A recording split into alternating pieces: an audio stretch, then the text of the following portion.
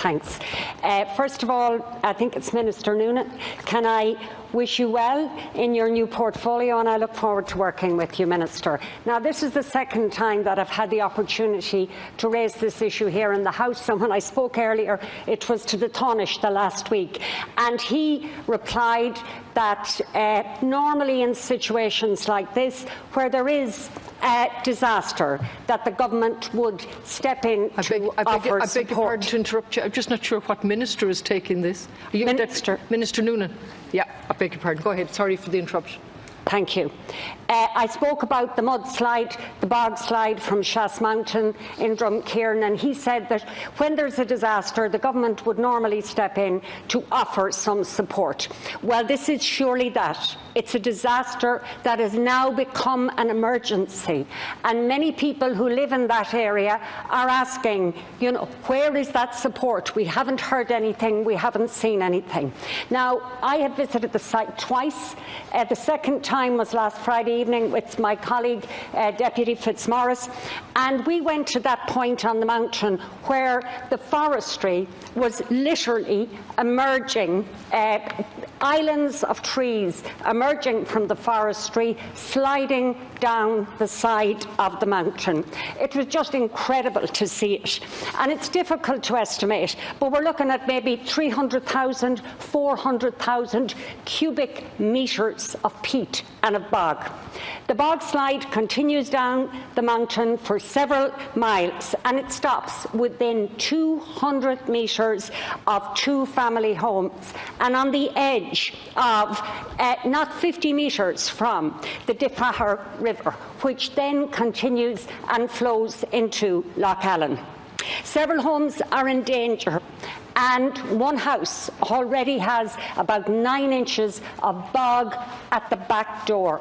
Vast, vast swathes of land have been completely destroyed, and the only thing holding back half the mountainside is a bridge called the Dawn of Hope Bridge, built back in the 1800s, the late 1800s, and it's absolutely astonishing that that bridge is still standing and holding back hundreds, thousands of tonnes of trees and bark. And that's the emergency that I speak of, because there are real fears that that bridge will not hold.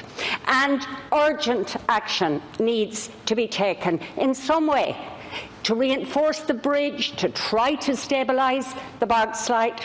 And that, Minister, is the immediate need. And people in the area, especially those whose homes are in danger and those whose land is destroyed, they need to know now, Minister, that 9 days later they are not being forgotten about. I can give a response certainly from our own perspective, and the agency within my remit, which is National Parks and Wildlife Service. Obviously, as Deputy Fitzmaurice has pointed out, there are a number of other agencies involved here as well.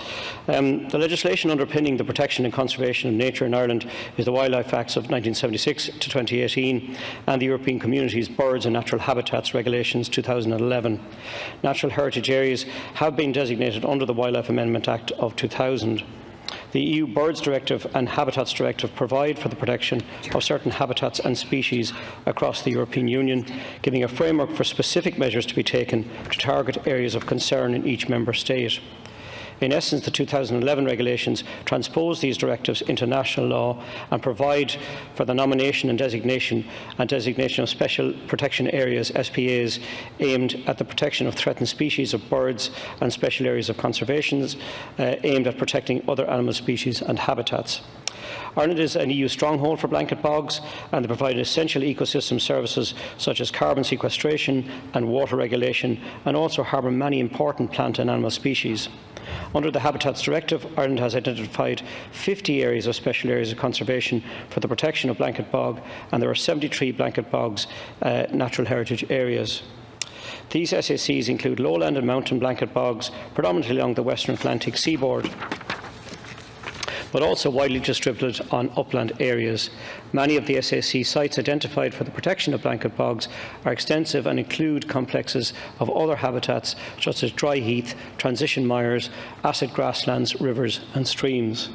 Protected species found include dunlin, golden plover, whooper swan, red deer, otter, freshwater pearl mussel, among others. Blanket bog, together with other peatlands, have formed in the Irish landscape since the last ice age, and together with remnants of primeval forests, some of our oldest surviving ecosystems. In November 2019, the National Parks and Wildlife Service of the Department was awarded £12.4 million in funding under the EU LIFE programme for an EU LIFE integrated project, LIFE Wild Atlantic Nature, which aims to protect and restore blanket bog and associated habitat. The project seems to improve the conservation status of special areas of conservation of network blanket bog. The project start-up has been delayed by COVID-19 pandemic, but is scheduled to take place over a period of 9 years and will be undertaken with the consultation and involvement of local landowners and communities. Brack Mountain was nominated for designation as a special area of conservation in June 2003 and is afforded protection under the 2011 regulations. It comprises an extensive upland plateau situated in the north of Blackallen in County Leitrim and is dominated by active mountain blanket bog and wet heath. I was very concerned when I heard about the bog slide affecting the community in Drumkeeran, County Leitrim. The site of Shas Mountain is in Brack Mountain Special Area Conservation. Officers from the National Park and Wildlife Service of the Department have been onto the site to investigate the extent of the damage of the SAC. Initial findings are that the bog slide originated within the southern section of Brack Mountain SAC and along the southern flank of the forestry plantation. The land where the slide originated is now very unstable and further slippages may occur. The volume of peat loss appears to be quite substantial, and given land affected downstream, a significant amount of peat from within the SAC has slid down to headwaters of the stream, which is a tributary of the Differ River and itself enters into Lough Allen. The peat material has been carried up to 5 kilometres and deposited within the floodplain along the distance. A drone survey or equivalent may be needed to fully assess the scale of the damage.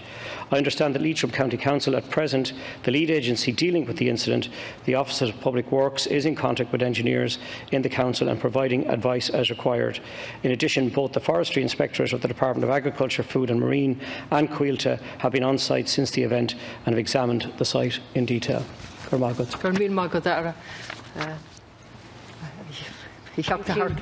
I have 2 minutes? You have 1 minute and your colleague has 1 minute. Thank you for your reply, Minister. And I know you have your own portfolio. You're talking about the birds and directive and the Habitats Directive. I'm well familiar with them, but to be honest, the species that's under threat right now, as I said, a disaster heading into an emergency, are the people who live there, the people whose lands are destroyed. And the big issue, I hear what you're saying, there are people on the ground, they're looking at it, they're assessing it. But I'm talking every day to the people in Drumkeeran, and they're hearing nothing. They know that there's people looking at it, etc., but they want to see action. They want to know that their homes and lands are protected. And if the focus is protecting the habitat, if we don't do something to stabilise what's happening, that will be destroyed as well. But people need to hear and know that they are the primary focus. And if we don't say that to people, and you know it as well as I do, then people look at something like the Habitats Directive and think of it as something negative. It isn't. It was never meant to be. But people have to come first. We need support to Leitrim County Council, and as my colleague Michael Fitzmaurice said, we need some sort of a task force set up so that people can have faith in the institutions of this state to help them when a disaster comes. The programme for government demonstrate that this government will be active in protecting our natural heritage and responding to the biodiversity emergency and drivers of loss. Investing in the restoration of ecosystems will have multiple additional co-benefits, including water regulation, water purification and carbon sequestration. Sustainable land use management must be a key component of our work. The NPWS and the Department has been and will continue to lead this work. I am aware of the great concern both locally and nationally regarding the bog slide, and the National Parks and Wildlife Service and the Department will work with other bodies that I have mentioned in continuing to investigate to deal with this incident.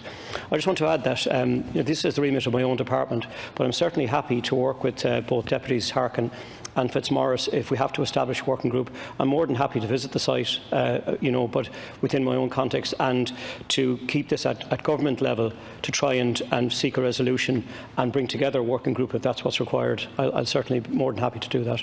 Thank you very much.